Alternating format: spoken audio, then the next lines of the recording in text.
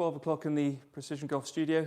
Today we are going to I know we can do it, build a driver, a Ping G425 max 10.5 degree. Shaft today is a Project X, performs the same way this way around and this way around. VRTX blue 60 gram 6.0, which is the frequency, S is the stiffness, or the flex rather. But as we know from the previous videos that Simon's done recently, flex means nothing if you haven't been fitted to the correct shaft weight. So looking at the spec, Pat's on drums, so if you've got any questions, please fire away and he'll hopefully read them out to me. Right, spec. Standard sleeve setting, so this will be a measured 10.5 degrees. As I said, G425 max 10.5 degree. We're building this to 45 inches, swing weight D1.7. And one tape layer with Gold Pride MCC align with the white and green line there. Now, having spoken to the fitter before this to discuss the frequency of the build, we want to keep this shaft with as responsive tip section as possible. So for this particular build, there'll be no tip trimming. So we're more worried about active tip than frequency of this build. So without further ado, let's get trimming. So 45 inches, so if you watch my previous videos, I always cut 1/4 inch longer than we need. You can only cut the shaft once. If you cut it too short and you need to add additional weight or play it a little bit longer because you can't hit target swing weights, that's why we go that 1/4 inch longer. So, Pat, follow me. Come on, boy. If you come around, stand around this way. So, safety first. Right, I am going to, Pat, if you look and show the viewers, mark to 45.25 inches. And then if we move down to the sharp end, that's exactly where it's going to cut. Right, extraction. Cut to 45 inches, 45.25.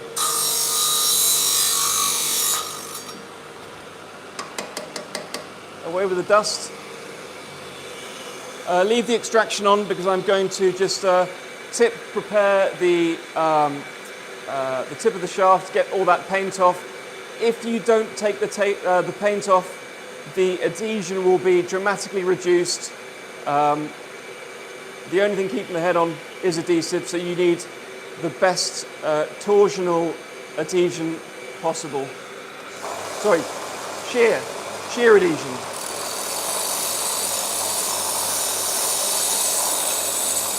We're just taking the paint off. There's no abrading of the graphite, therefore we're not weakening the tip of the shaft at all.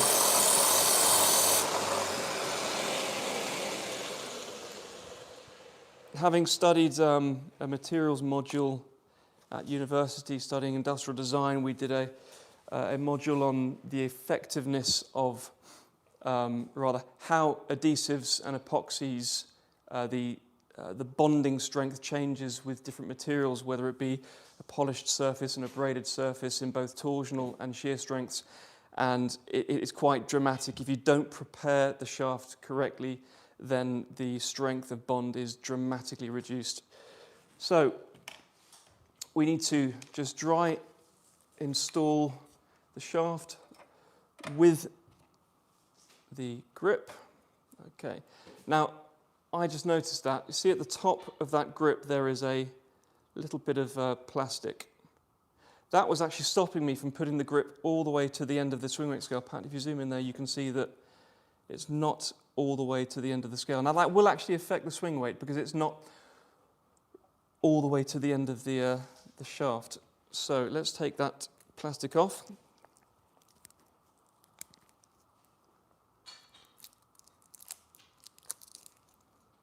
Okay. Okay, D6.3.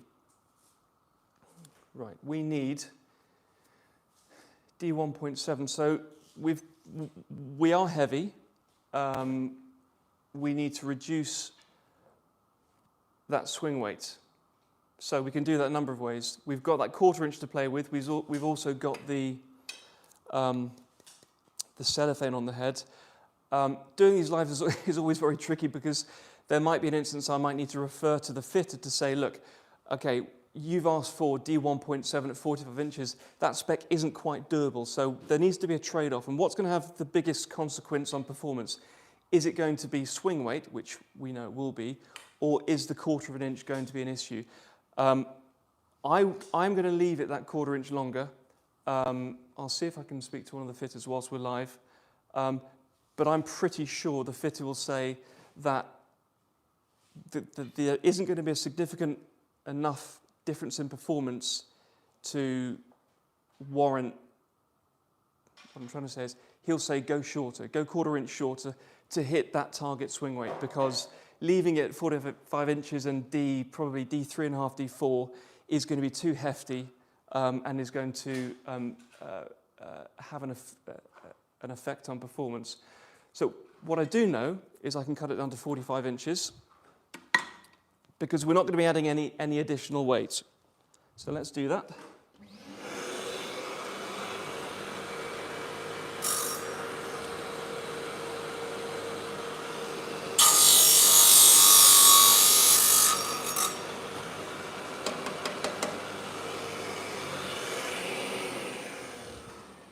Let's also take off the cellophane.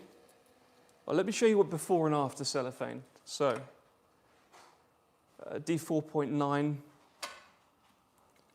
take the cellophane off. Nuno, do we have any lighter weights? 23 grams. You can check that one. Okay, right. We do have a variety of different weight ports which we can sub in every now and again if we're struggling with head weight. If the weight, if 17, perfect. If the weight is a little bit too light, we can reintroduce, what's this? This is a 26. Okay, 17, so we're dropping what? 9 grams there, which is about 4.5 swing weight points. We're not going to be a million miles off, so let's just pop this one in. We've still cut it to 45 inches, so we can still hit the correct playing length. We may have to put a little bit of head weight back in with this 9 gram lighter port. Right, let's dry swing weight again.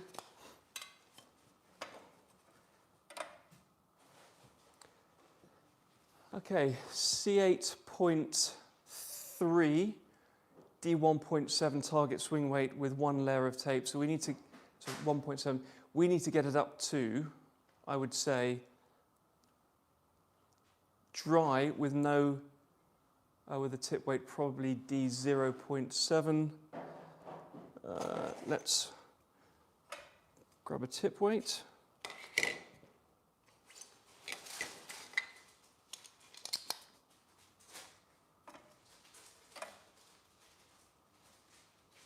Okay, so that's D1.5. Let's take some weight off that tip weight. Scalpel. Is anybody watching, Pat? Yes. Happy Wednesday. No questions as yet.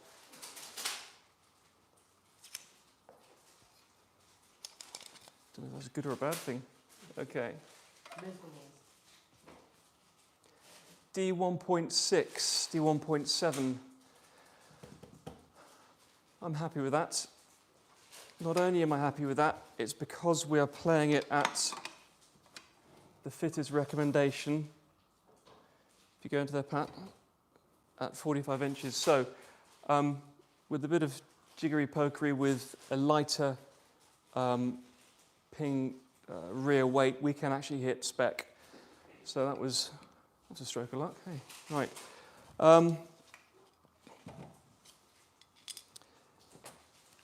Next, I'm going to mix some adhesive up because we know how quickly this goes off, and I don't want you guys hanging around waiting for this to go off and me unable to finish it and having to tell awful jokes or dad jokes, which I feel like I'm entitled to.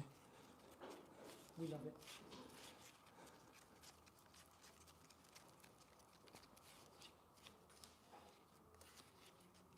.3M DP810 adhesive. The pretty much the strongest adhesive on the market. Well, there are stronger ones, but to be honest, it's this has never failed us in probably 16, 17 years of using it. So that's going to go off. Hopefully not too soon. Pat, follow me. Let's get this shaft pured. Loading shaft into the chuck. The chuck will tighten. It holds the shaft like a golfer's grip, so increase pressure to the rear and the front of the chuck to simulate the top and bottom hand. Okay, rotate shaft to logo up for the control test next. Customer name. Don't zoom in, Pat. GDPR.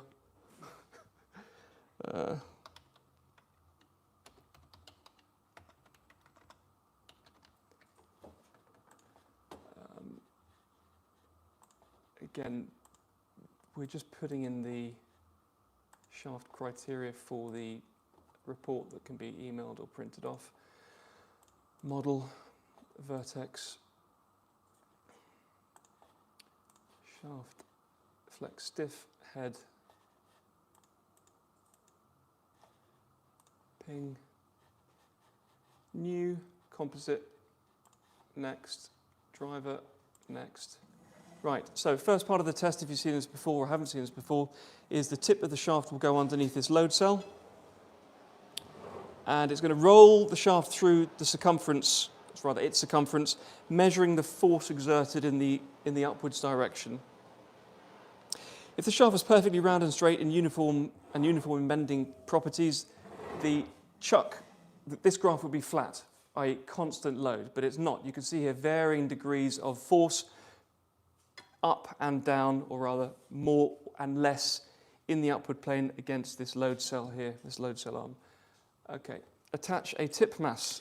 This is there to simulate the club head and also to give a surface against to, if you see the lasers on my hand, Pat, you see those? We can see those, yeah. The lasers bounce off the top of the tip mass to measure and display the pattern of motion on the graph, which you'll see shortly.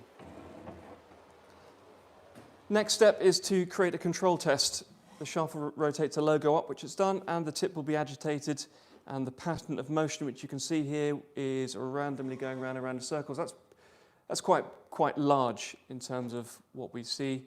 The next part of the test is it's rotating to the point at which it believes it's most stable, which it's found. You can see that vertical deviation is squeezed. That essentially is center of would be center of strike, or rather, in terms of shaft unloading uniformly down the target line and impacts.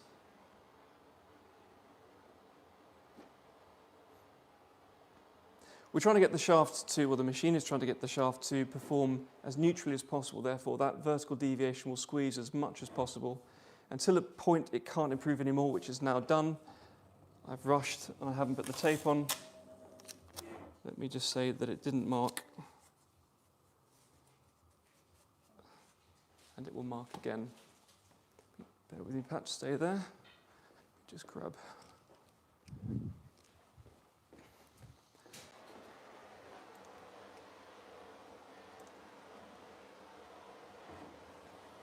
Because it's remarking. I need to replace the ink cartridge, so I'm just going to reinforce that line. Like that, the shaft did mark correctly. The summary of this particular pure was, you can see here on the left, This is the pattern of motion in the logo up position before, and that the position, rather the pattern of motion after puring has been carried out. A final analysis of this shaft was it was rotated 63.61 degrees from logo up, resulting in an improvement in out-of-plane oscillations by 93.15%, which is quite significant. Tip mass off. Next.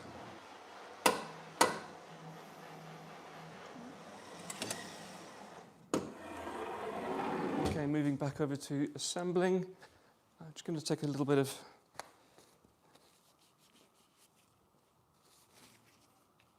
okay, right. Again, there really isn't much time to work with this adhesive. I'm just going to wet the ferrule, coat the inside of the head with a very small amount of adhesive, tip of the shaft.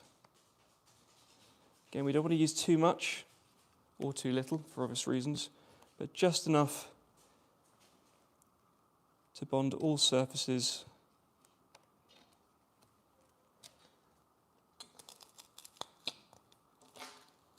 Okay, rotate the shaft so we have a nice even coating of adhesive inside the hosel and on the shaft itself. Rotate the shaft with the alignment mark to 12 o'clock in the hosel setting. And let me just take a bit of paper, just wipe off the excess adhesive. It's a lot easier to wipe off now than it is when it's fully cured.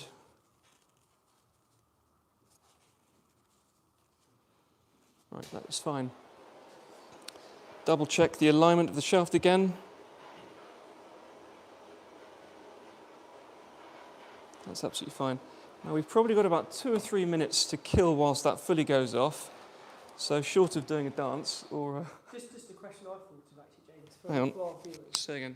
Just a question which I sometimes get from a lot of clients that come in for reshafts, and obviously we can cut the shaft to length. We always like to stress how important it is to bring the old shaft in so we can take the adapter off, because you can see in that process there how important the adapter is from the old shaft as it's part of the head from the new shaft. Yeah. So seeing that section there, hopefully people who didn't realise how we do change it, because a lot of clients don't think we can take it off and it's part of the shaft. Yeah, so it's quite good. the shaft sleeve is very much an integral part of the head. New shafts don't come with new sleeves. So if we do a reshaft on an existing head, the conversation has to be had is, do you wish to retain your existing shaft to switch out of and back into? If not, we need the adapter to put into the new head. If you do, or you want to keep the shaft on the adapter to sell the club at a later stage, not that you'll want to because the club will be amazing, then we can use an additional adapter. Obviously, there will be a small fee for that, but yeah. Rebuilding new drivers, we always do need to retain the existing sleeve. I still need a bit of time, so I'm just going to show you something we've been doing in the workshop recently. One thing that has been asked before is because we have so many shafts on the demo rack, we can't duplicate the entire demo stock with grips of different sizes. We've been looking for a solution to switch grips out. So if somebody plays with a +4 or a mid-size or an oversize, we've had to use conventional techniques to put a grip on, wait for the grip solution to dry, which isn't ideal in a fitting when you have limited time. This process has been around for ages. Blowing grips on with air, Pure Grips do it. That's one of their USPs, is they install grips just with air, not with grip tape and solution. So we're going to start doing this now. We're gradually going to work our way through our demo stock and replace the grip tape with masking tape to build up to the same layer, sort of same size as one layer of grip tape. But this is really how it's going to work. So a fitter will come out into the workshop and say, James, Nunu, whoever, we need to make sure, we need to put a mid-size grip on this demo shaft. Pat, make sure you're not covering the one of the lenses. Cool. Okay. So we'll cut the existing demo shaft, demo grip off. Take the grip tape off. Put one layer of masking tape on. Pop it into this jig. We've got a silent compressor down there. No smutty comments, please. Right. And literally, it's a case of using the little hole in the bottom of the grip.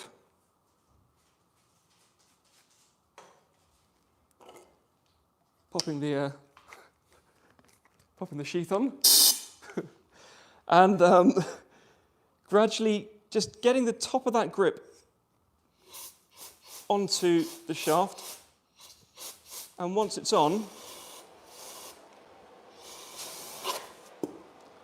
there it is, no grip solution, instantly ready to hit, and the customer can then play the demo shaft that the fitter is looking to test with either an undersized standard, +4 mid-size, oversized grip. We're going to keep it as tall velvet round for the time being.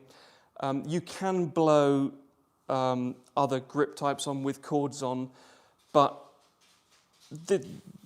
we're doing this purely for size.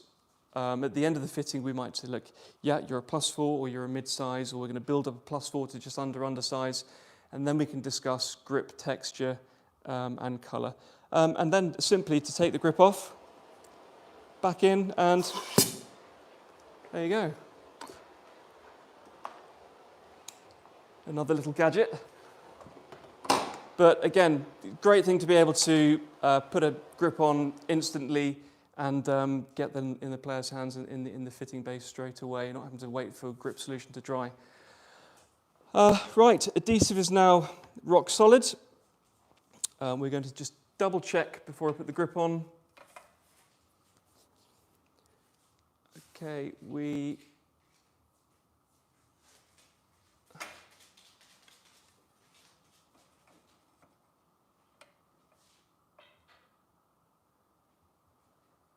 Yeah, we did D1.6, we need D1.7. We've always said, look, we want to work in to a tolerance of 0.1 of a swing weight, so obviously plus or minus 0.1. We are firm believers in hitting swing weight. If your fitter does not discuss swing weight at all, or dismisses it, or just says you're standard, in our opinion, you're in the wrong place.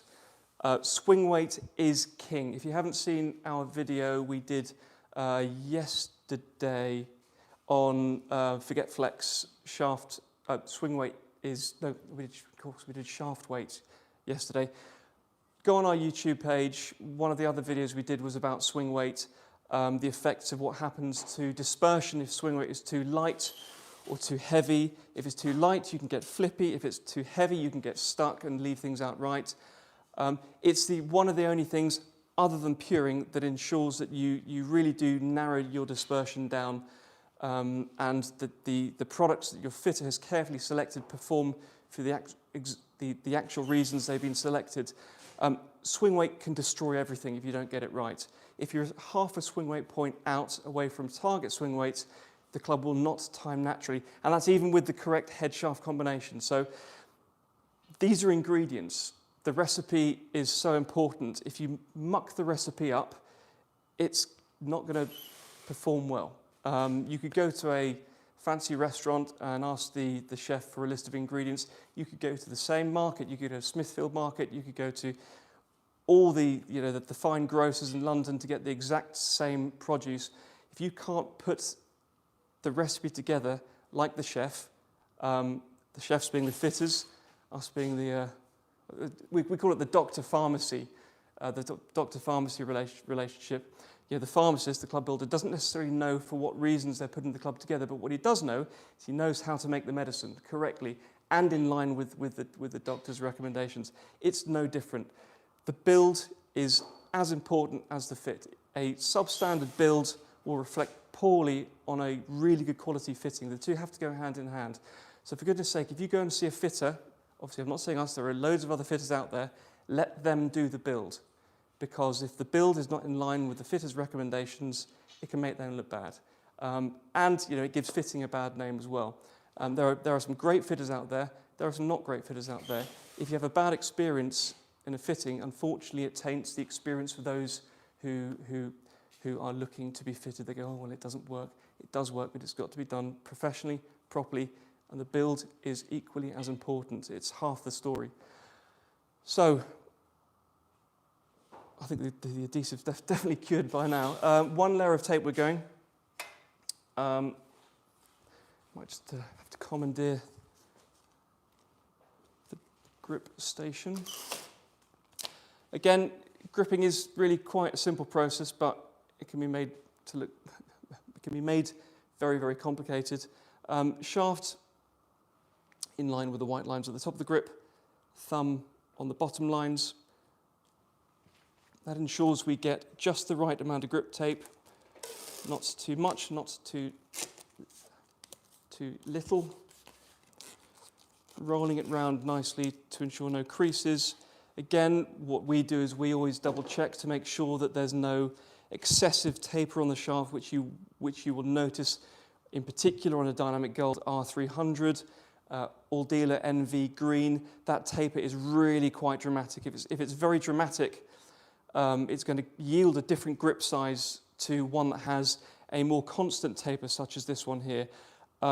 Having gripped thousands and thousands and thousands of shafts and becoming familiar with the way the taper profiles and how we size grips, I know that as long as there is a little bit of an overlap with one layer of tape, that is sufficient. Okay, for one layer, obviously, for this particular build.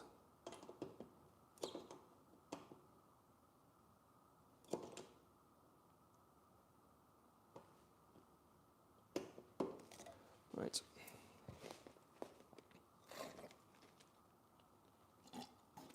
Finger on the end of the hole in the grip, just to stop the solution coming out. And then just do that. Ease the tip of the grip on. Oh, suits you.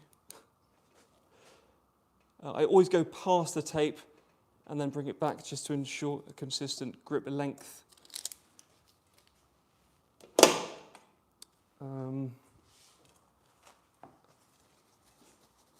Wipe the bottom of the grip and the top of the grip.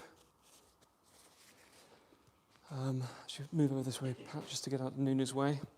And if you stay head on to me, what I'm going to be doing is aligning all the way down the centre of the grip, 12 o'clock down the shaft. So I'm looking at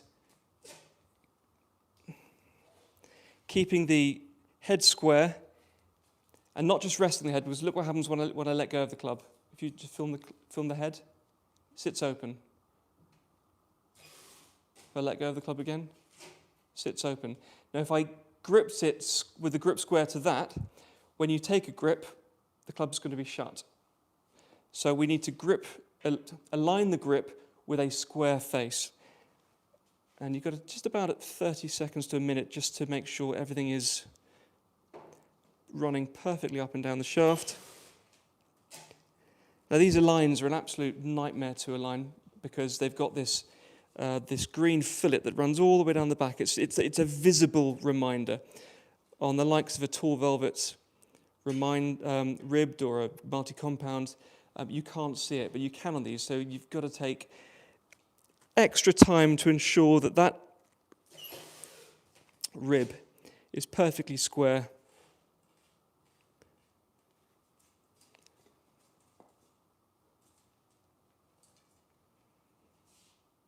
Okay, that is good.